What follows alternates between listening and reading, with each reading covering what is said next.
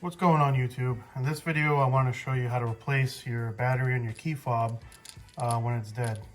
As you can see, I got no LED indication right there, so it's time to change the battery in this key fob.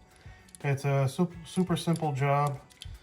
All you have to do first is you want to remove the key in your key fob. So there's a little tab right here you got to slide to the left in order to pull out the key. So I'm going to slide that to the left, pull out the key, and let me get a flashlight here for you. There's a little notch in there that you want to insert the key, and you want to separate the plastic on your key fob. It's basically two halves.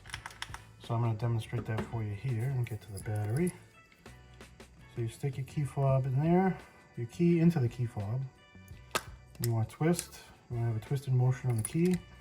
It's going to separate the two plastic halves of your key fob. Here's this plastic piece, and your battery resides in here. So here's the actual electronic part to lock, unlock, panic button, etc. And here's the battery for it, which is a coin battery. It's a CR2032, and this is the stock battery that came on this key fob, which I think lasted about 4 years or so. Now we want to pop off this battery. So the easiest way to do that is to have I prefer a precision screwdriver, flathead, that way you can get into this notch right here. Once you're in the notch, you just want to lift that up to get the battery out. And then I don't know if you can see here, it also mentions CR2032, 3 volt, plus side up. So on your battery, the top part is the plus side, and the bottom is the negative side. Now with the old battery out of the way, I have some new batteries. I like Energizer batteries. These particular ones are lithium. I find when I buy cheap batteries, they just don't seem to last as well versus name brand. But these are Energizers. I got them off Amazon. I'll leave a product link in the description if you're curious. Probably won't be the cheapest one out there, but I just prefer it myself. But we're going to open this up.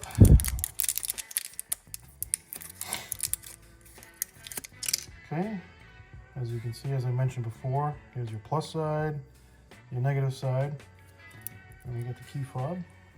And plus side up, we're just going to insert it underneath these notches. You want to go underneath one side.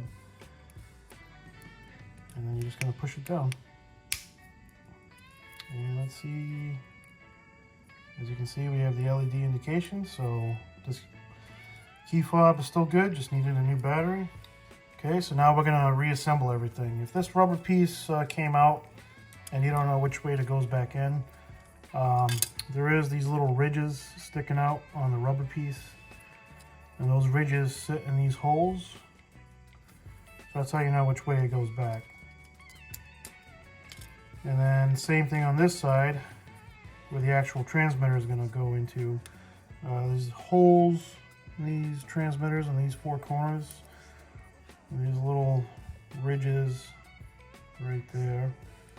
So this piece is just going to sit right in there.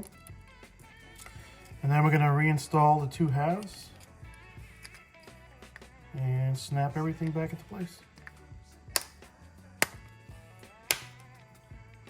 So you just want to go around all four corners, just make sure it's all snapped in, and got a working key fob, so everything's good. And you can just reinsert the key, and you're good to go. So this particular key fob from Toyota is pretty common amongst a lot of their vehicles. I think Toyota debuted it around 2018 or so, so the Camrys, Highlanders, etc. The key fob is going to look like this, and this is probably true for most key fobs across all auto manufacturers. For example, here's an old school Toyota key. Same principle. You kind of have a push this down so you can pull out the key, and same thing. Use a little notch in here. Use the key. Give it a little twist to separate the two halves. Same principle. This also has a CR2032 battery, which is pretty common amongst key fobs for Toyota. So there you go. So this should work for pretty much all Toyota key fobs. If your key fob is different, just leave a comment in the comment section, and I can see what I can do as far as finding that style of key fob if you need help with it. But it's pretty straightforward. Not a rocket science here. So hopefully you liked the video. Please like, comment, and subscribe to the channel. And again, I use these Energizer CR2032 batteries.